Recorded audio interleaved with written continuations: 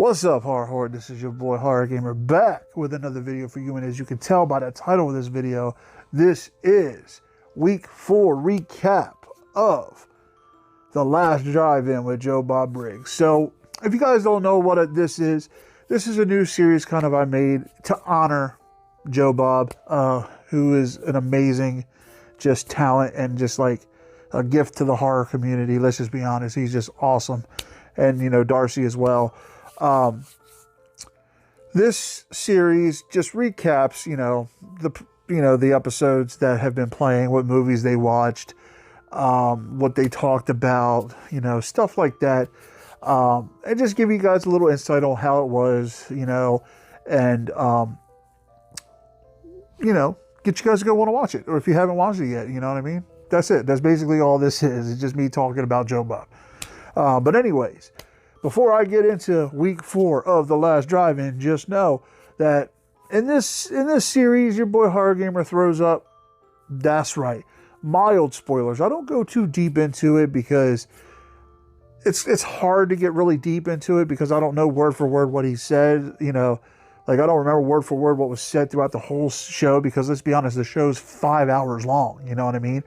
But I give mild spoilers on what he watched, certain highlights of what he said that were super funny and stuff like that. So, if you haven't watched it yet, pause this, go check it out, come back, join in the comment section. Let's discuss it. Let's discuss Joe Bob. But yeah, other than that, without further ado, let's just dive into episode 4. So, episode 4, you saw Joe Bob and Darcy.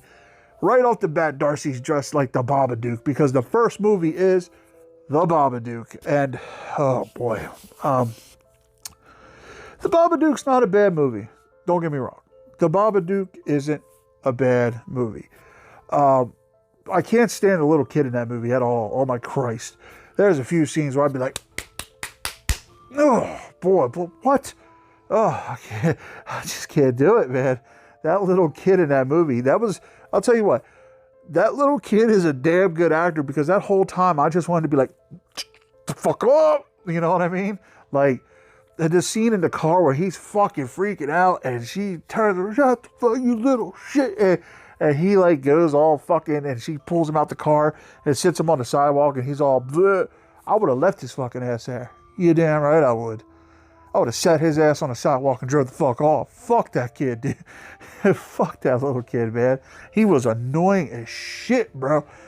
But that's good acting, I guess. That's good acting. So, if you don't know, The Babadook is about this mom the single mother who just recently lost her husband in a nasty car accident. Well, not just recently, but when she was pregnant and she was getting ready to give birth, her husband, was on his way to the hospital and gets destroyed in a fucking car accident, and she subconsciously blames herself for it, blames him for it, and she's widowed or whatever. And there's a couple scenes, man, that are just nuts. And then they find this book called The Babadook, and then they read it, and then The Babadook comes out, and there's a scene where this is how annoying this kid is, man. There's a scene where she's like finger blasting herself, you know what I mean? And he just pops up out of nowhere. You don't even see the kid come in the room. I mean, she's getting her thing on, and then boom, he just like, and she's like, what? She's like, what the fuck's going on? You know what I mean? Like, what the hell? Like, this kid, you did not see him enter the room in any way, shape, or form. He just materializes out of nowhere while she's, doing her thing. Like, what the fuck? You gotta do shit, But anyways, but then throughout the movie, you gradually see her get crazier until she completely loses her mind. And that's because she's, I guess, possessed by the Babadook. The only thing about this movie I don't like is the ending. Like, it is such a fucking stupid ending. I'm not going to ruin it for you. All I'm going to say is it involves a bowl of worms and stupidity. That's all I'm going to say about it. And then the second movie we had was Mothers. So basically, this was, I think Joe Bob called it a black exploitation film made back in, like, I think the late 70s, early 80s. And it starred a couple playmates, black playmates from back in that day. And it was basically, it was shot in, I think they said, the Philippines. A lot of movies back then were shot in the Philippines, your exploitation movies. And it was basically they were like pirates or whatever, and they got kidnapped. See, here's where the story didn't make sense in the movie for me. They get kidnapped, okay, and then they get sold to like this what the best way to say it is, this coffee farm or coffee plantation. But they were sold into prostitution slavery. But the whole movie, they're picking coffee. Like, all these girls that are in this prostitution coffee farm, I don't understand. Like, it didn't make any sense. Like, they were picked for prostitution, yet they were picking coffee for this rich, like, dude. I don't know. It was fucking weird. Like, the story made no sense. And for what it was okay. I mean, it was another one where I kind of fell asleep. It was kind of rough to get through. Not a bad movie. Not a great movie. It was mediocre at best. But it was, like I said, it's an exploitation film from the 70s. You know what I mean? What are you going to do?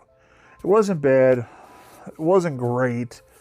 It was Joe Bob made it better. Like, and that's the thing. With these movies, a lot of these movies, Joe Bob makes it better. Joe Bob makes the movie better. And his commentary, his explanations, his, him sitting there drinking beer, talking about them, that's what makes the movies good. A lot of the movies good. Like Mothers, it was very watchable because of Joe Bob. If I would have had to watch that movie now, I probably wouldn't be able to get through the whole thing because, like I said, there was another instance where your boy H0rr0rgam was watching and going,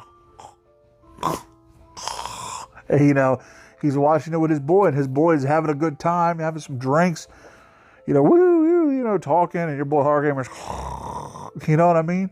Blapped out. But all in all, episode 4, fucking fantastic once again because of Joe Bob. The movies weren't bad. The Babadook was okay. A little kid, dude. I could just... Mothers, it was all right. I'd never seen it before. It was one of them movies that I guess it was probably straight to video, because I don't see anything like that going to theaters. But yeah, not a bad week. Now I did hear though they're on their break. I guess Shudder's trying something new this time around where they're doing a mid-season break. So we have a few weeks and then episode 5 is going to air. I don't know why they're doing that. I just don't know why they just don't do it how they've been doing it forever for the last 4 seasons every week until week 10. And then we say goodbye to Joe Bob for another season. I guess they're trying to milk it for all it's worth because, it's crazy. Joe Bob Friday nights has got to compete with, stuff like the basketball playoffs, hockey playoffs, XFL, USFL, stuff like that.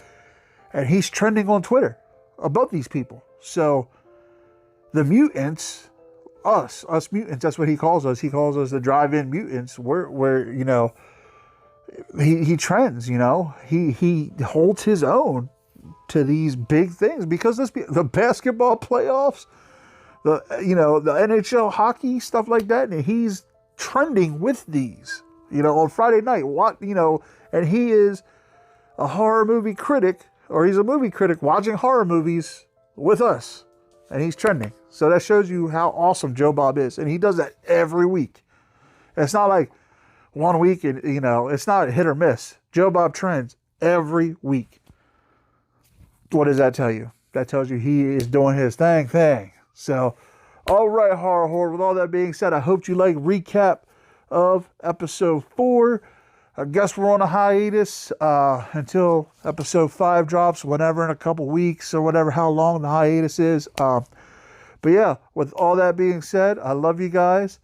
Thank you guys. Don't forget, if you haven't done so yet, hit that subscribe button along with that notification bell. That way, every time your boy H0rr0rgamer throws up one of these recaps, reviews, let's plays, anything like that, you're in the know. Also, don't forget, I'm going to leave it in the description box below.